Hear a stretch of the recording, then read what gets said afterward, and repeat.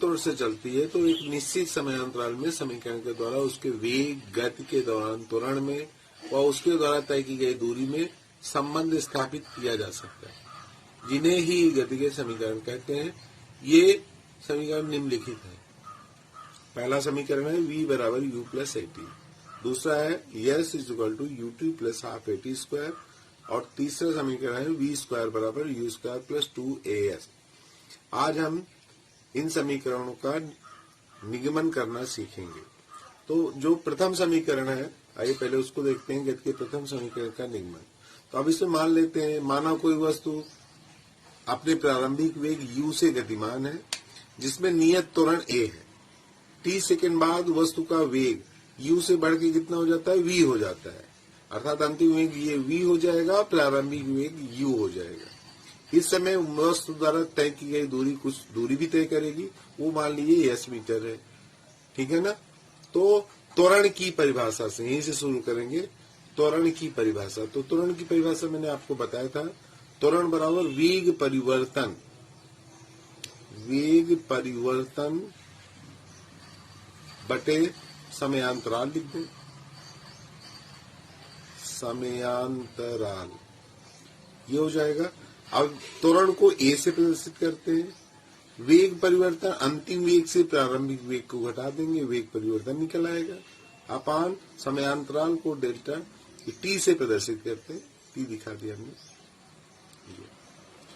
Period इसका यहाँ 1 लिख दे, पीरियड गुणा कर दें, ऐसे पीरियड गुणा कर देंगे तो हमारा आ जाएगा, क्या आएगा, पहले इसी से गुणा कर लीजिए, v minus u equal to a t. अब पक्षांतर कर लेंगे तो v इज इक्वल टू हो जाएगा u, प्लस में हो जाएगा, उधर जाएगा, और प्लस में यही है। तो ये पहले समीकरण का निगमन हो गया, जहां पर v अंतिम वेग है, u प्रारंभिक वेग है, a त्वरण है, t समय। अब गति के द्वितीय समीकरण का निगमन करते हैं। तो इसके निगमन में वही चीज लिखना है, माना कोई वस्तु अपने प्रारंभिक वेग u से गतिमान है, जिसमें नियत त्वरण a है, t सेकंड बाद उसका वेग v हो जाता है, इस समय इसका विस्थापन s है। ये चीज लिखेंगे, s मीटर, ठीक है ना, विस्थापन इसका s मीटर है। तो देखिए हम यहाँ पर वेग बराबर क्या होता है, आपको मैंने बताया, वेग बराबर विस्थापन बटे समय, विस्थापन बटे समय, ये इससे पहले बता चुके हैं। अगर मान लीजिए हम औसत वेग लिख देंगे, ये भी लिख सकते हैं, औसत वेग तो यही हो जाएगा विस्थापन बटे समय, विस्थापन बटे समय, ये लिख सकते हैं। अगर हमें विस्थापन निकालना, अगर यहाँ 1 से 1/1 लिख दें, तो अगर केवल विस्थापन लिखना है, विस्थापन, तो विस्थापन बराबर क्या हो जाएगा, औसत वेग गुणे समय, औसत वेग गुणे समय, ये लिख देंगे।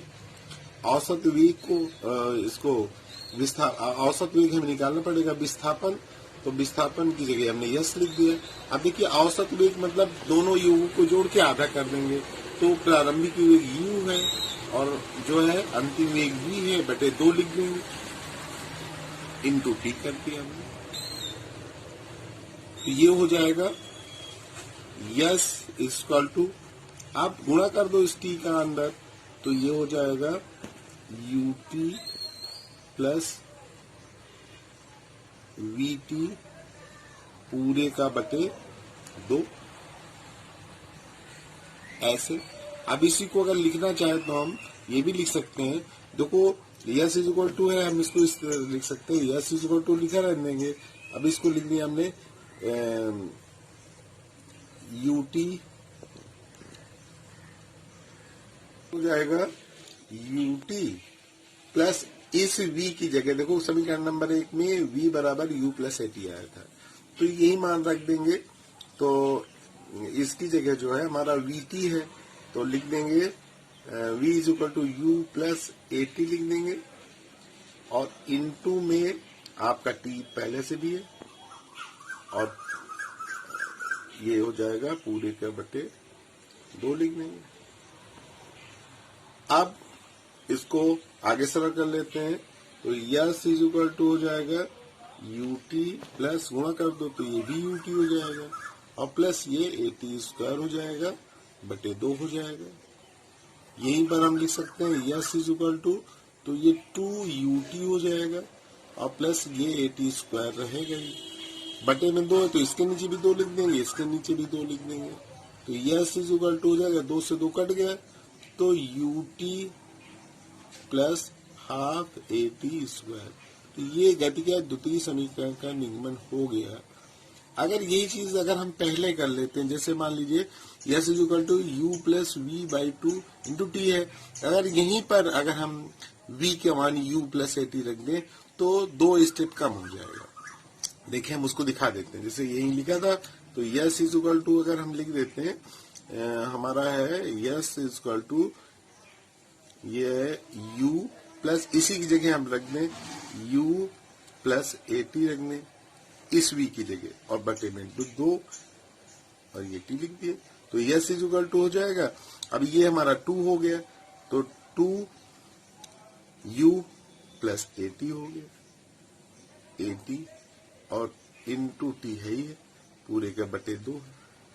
अब हम गुणा कर देंगे यस बराबर 2ut by 2 plus eighty square by 2, तो ये 2 से 2 कट जाएगा तो कितना आ गया s is equal to u t plus half a t square. तो कोई उससे फर्क नहीं है, ठीक है ना, जैसे आपको अच्छा लगे वैसे चाहे पहले मान रखो चाहे बाद में, कोई फर्क नहीं पड़ता है।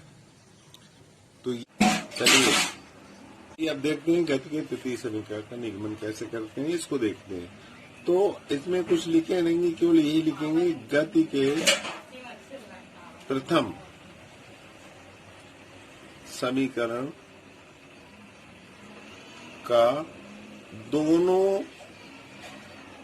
पक्षों, गति के प्रथम समीकरण का दोनों पक्षों में वर्ग करने का, वर्ग करने पर। तो देखिए गति का प्रथम समीकरण पहले लिखिए v is equal to u plus a t. अब दोनों पक्षों को वर्ग कर दें, इसका भी वर्ग कर देंगे और इसका भी वर्ग कर देंगे, तो इसका वर्ग तो आ जाएगा आपका v स्क्वायर और ये हमारा इसमें 2 पद हैं यानी कि a प्लस बी का होल स्क्वायर क्या होता है a प्लस बी का whole square, a square plus b square plus 2ab ये होता है। अब इसको इसी रूप में तो ये a मान लिया तो यानी कि u स्क्वायर हो जाएगा प्लस अब ये b है तो ये हो जाएगा a स्क्वायर t स्क्वायर हो जाएगा प्लस 2ab तो लिख देंगे 2ab b की जगह t ये लिख दिया हमने। अब ये हो जाएगा v square is equal to u square plus a square t square plus 2u/8 ये हो जाएगा। अब इसी को हम लिखेंगे v स्क्वायर बराबर यू स्क्वायर, ये ध्यान दें क्योंकि ये तृतीय समीकरण क्या है हमारा, यहाँ ध्यान देते हैं v स्क्वायर बराबर यू स्क्वायर प्लस 2as ये है तीसरा समीकरण। तो हमें जो है यस लाना है। देखिए यू स्क्वायर अब v स्क्वायर बराबर यू स्क्वायर हो गया, अब इसी में हमें कुछ करना पड़ेगा कि हमारा जो है ए भी ए है तो ए तो रहेगा ही, तो हमने लिख दिया प्लस ए कॉमन ले लिया, ए कॉमन ले लिया और इसके बाद हमारा है 2as, तो इसमें और क्या कॉमन है, टी भी कॉमन है,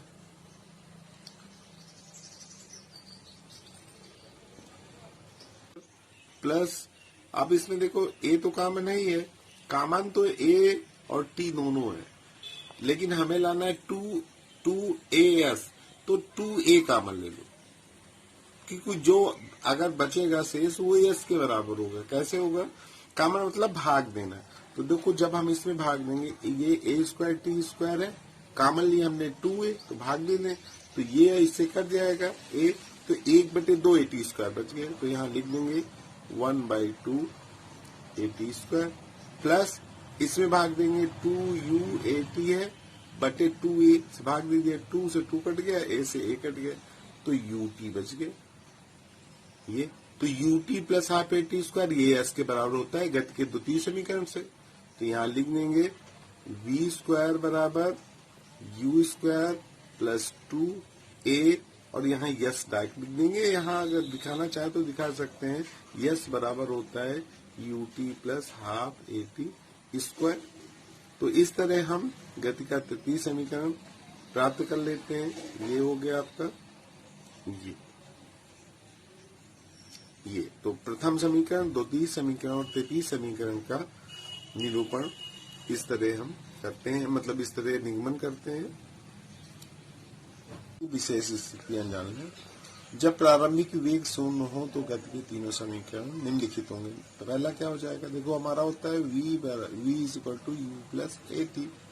तो प्रारंभिक वेग यानी कि u जीरो है, तो v बराबर हो जाएगा, ये तो जीरो है, ए टी हो जाएगा। दूसरा समीकरण हो जाएगा हमारा, दूसरा है s is equal to u t plus half a t square, ये होता है।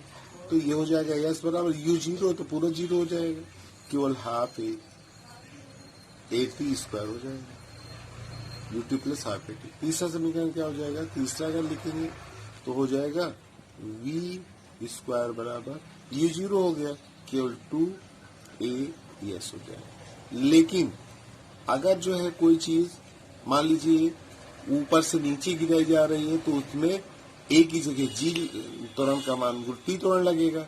तो अब अगर हम ऊपर की ओर फेंकते हैं, ऊपर से नीचे गिराते हैं, तो गति के समीकरण क्या हो जाएंगे। देखिए जब हम ऊपर की ओर फेंकेंगे तो गति के समीकरण हो जाएंगे तीनों समीकरण। यदि हम ऊपर की ओर फेंकते हैं वस्तु को, तो अब उसका अंतिम वेग शून्य होगा, घटता जाएगा। अर्थात हम जो है इसमें जैसे पहला लिखना है तो हम लिखेंगे v is equal to u, भाई हमारा होता है v is equal to u plus a t. तो यहाँ पर हो जाएगा v is equal to u minus g t हो जाएगा, माइनस लगा देंगे क्योंकि वेग घट रहा है, मंदन हो रहा है। मंदन होने की स्थिति में ऋणात्मक लिखते हैं प्लस की जगह। और दूसरा हो जाएगा यस बराबर you t plus half a t square होता है। तो अभी यही हो जाएगा, अभी एस की जगह एच हो जाएगा, और ये हो जाएगा यहाँ हो जाएगा यू टी लिखेंगे, s is equal to u t plus, तो यू टी रहेगा, h is equal to u t plus की जगह हम अगर ऊपर फेंक रहे तो माइनस लगा देंगे, हाफ जी टी स्क्वायर ये लिख देंगे। यस की जगह एच हो जाएगा और ए की जगह जी हो जाएगा। अगर ऊपर से नीचे गिरा रहे तो प्लस ही रहेगा। और यदि हम